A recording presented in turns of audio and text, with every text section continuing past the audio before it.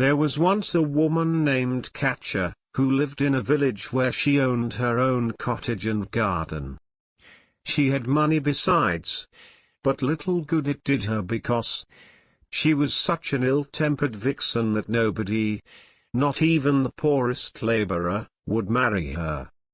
Nobody would even work for her, no matter what she paid, for she couldn't open her mouth without scolding, and whenever she scolded she raised her shrill voice, until you could hear it a mile away. The older she grew the worse she became, until by the time she was 40 she was as sour as vinegar. Now, as it always happens in a village, every Sunday afternoon there was a dance either at the burgomaster's, or at the tavern. As soon as the bagpipes sounded, the boys all crowded into the room and the girls gathered outside and looked in the windows. Katja was always the first at the window. The music would strike up and the boys would beckon the girls to come in and dance, but no one ever beckoned Katja. Even when she paid the piper no one ever asked her to dance. Yet she came Sunday after Sunday just the same. One Sunday afternoon as she was hurrying to the tavern she thought to herself, "Here I am getting old and yet I've never once danced with a boy. Plague take it, today I'd dance with the devil if he asked me." She was in a fine rage by the time she reached the tavern, where she sat down near the stove and looked around to see what girls the boys had invited to dance. Suddenly a stranger in hunter's green came in. He sat down at a table near Katja and ordered drink. When the serving maid brought the beer, he reached over to Katja and asked her to drink with him. At first she was much taken back at this attention, then she pursed her lips coyly and pretended to refuse, but finally she accepted.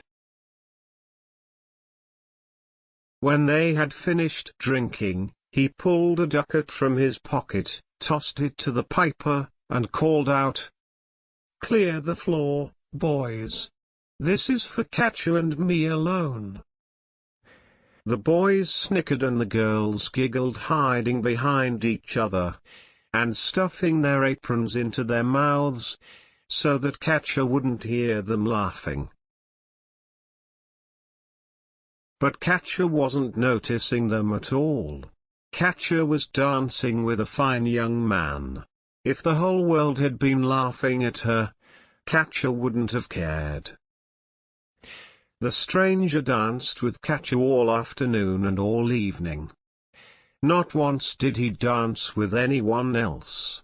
He bought her marzipan and sweet drinks and, when the hour came to go home, he escorted her through the village. "Ah," sighed Katja when they reached her cottage and it was time to part, "I wish I could dance with you forever." "Very well," said the stranger. "Come with me." "Where do you live?" "Put your arm around my neck and I'll tell you." Katja put both arms about his neck and instantly the man changed into a devil and flew straight down to hell. At the gates of hell he stopped and knocked. His comrades came and opened the gates, and when they saw that he was exhausted, they tried to take Katja off his neck. But Katja held on tight and nothing they could do or say would make her budge.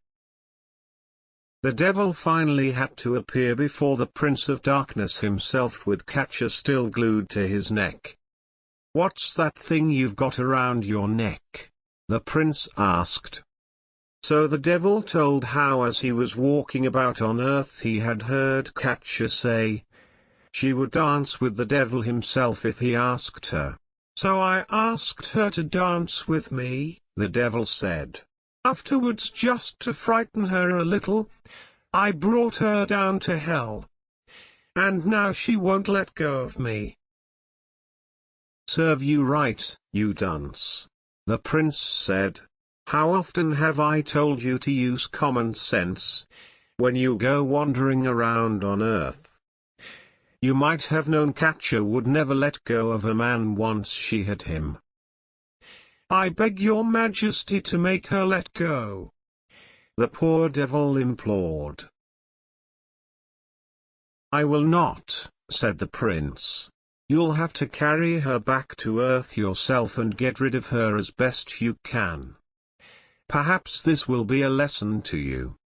So the devil, very tired and very cross, shambled back to earth with Catcher still clinging to his neck. He tried every way to get her off. He promised her wooded hills and rich meadows if she but let him go. He cajoled her, he cursed her, but all to no avail. Catcher still held on. Breathless and discouraged he came at last to a meadow where a shepherd, wrapped in a great shaggy sheepskin coat, was tending his flocks. The devil transformed himself into an ordinary-looking man so that the shepherd didn't recognize him. Hi, there, the shepherd said. What's that you're carrying? Don't ask me, the devil said with a sigh. I'm so worn out I'm nearly dead. I was walking yonder not thinking of anything at all when along comes a woman and jumps on my back and won't let go. I'm trying to carry her to the nearest village to get rid of her there, but I don't believe I'm able. My legs are giving out. The shepherd, who was a good-natured chap, said, I tell you what, I'll help you. I can't leave my sheep long, but I'll carry her halfway. Oh, said the devil, I'd be very grateful if you did. So the shepherd yelled at Catcher, Hi, there, you. Catch hold of me. When Catcher saw that the shepherd was a handsome youth, she let go of the devil and leapt upon the shepherd's back, catching hold of the collar of his sheepskin coat. Now the young shepherd soon found that the long shaggy coat and Catcher made a pretty heavy load for walking.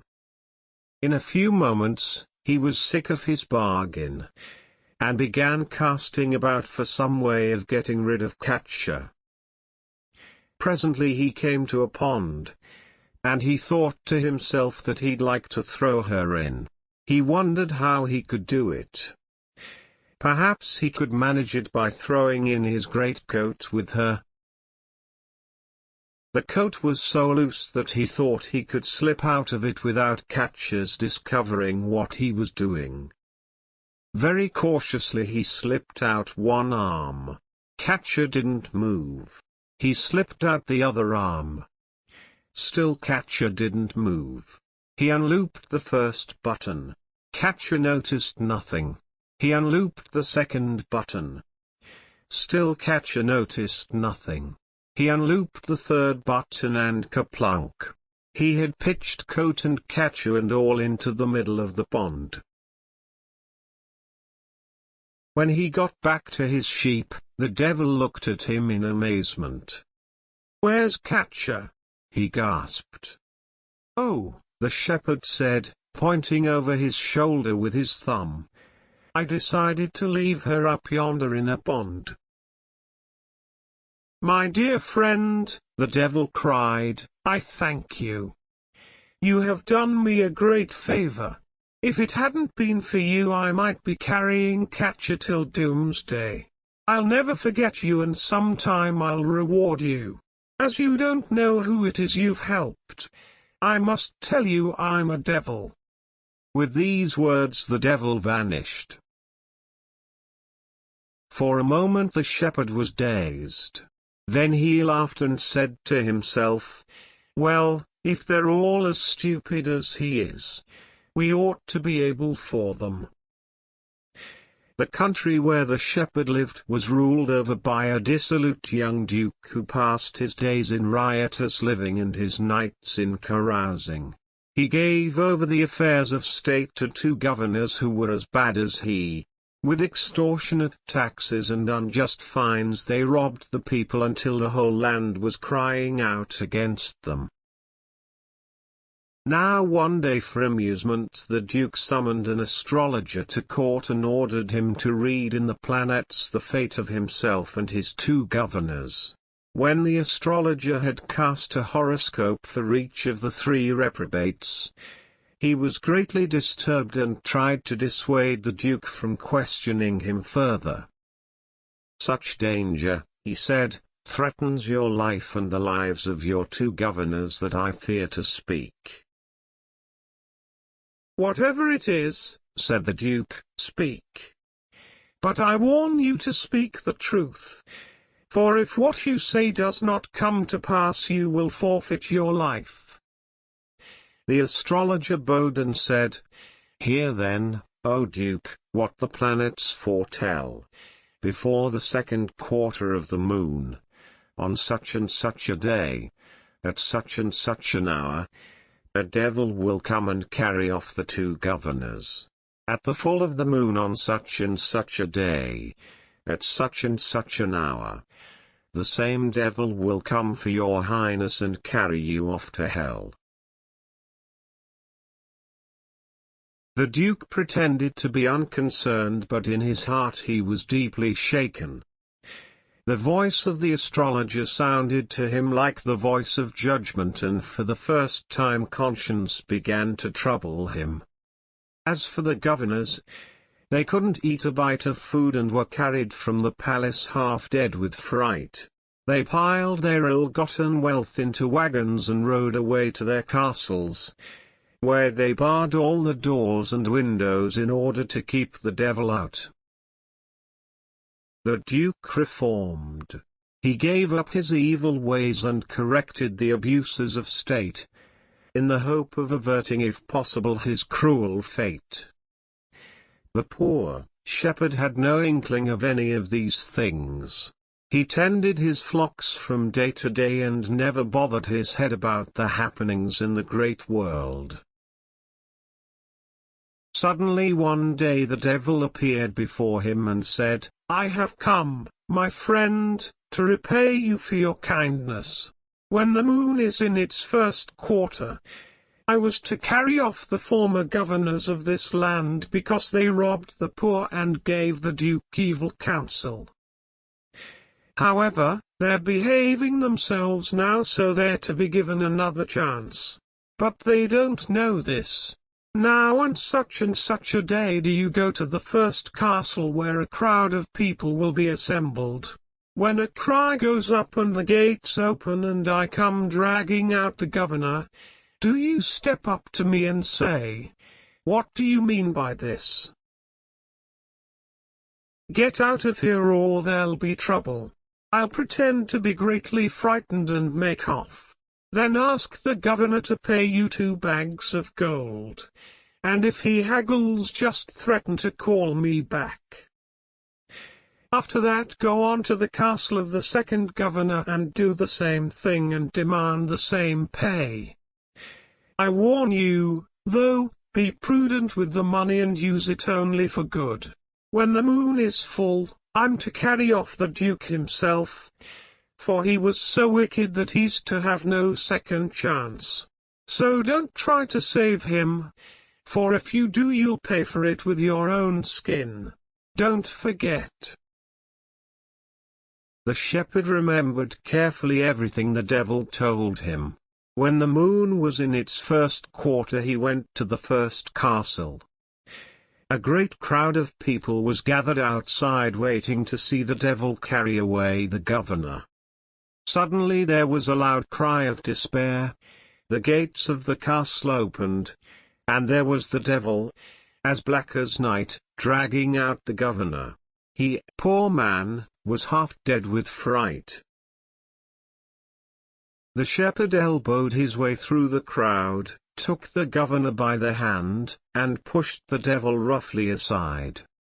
"What do you mean by this?" he shouted. "Get out of here or there'll be trouble." Instantly the devil fled, and the governor fell on his knees before the shepherd and kissed his hands and begged him to state what he wanted in reward. When the shepherd asked for 2 bags of gold, the governor ordered that they be given him without delay. Then the shepherd went to the castle of the second governor and went through exactly the same performance. It goes without saying that the duke soon heard of the shepherd, for he had been anxiously awaiting the fate of the 2 governors.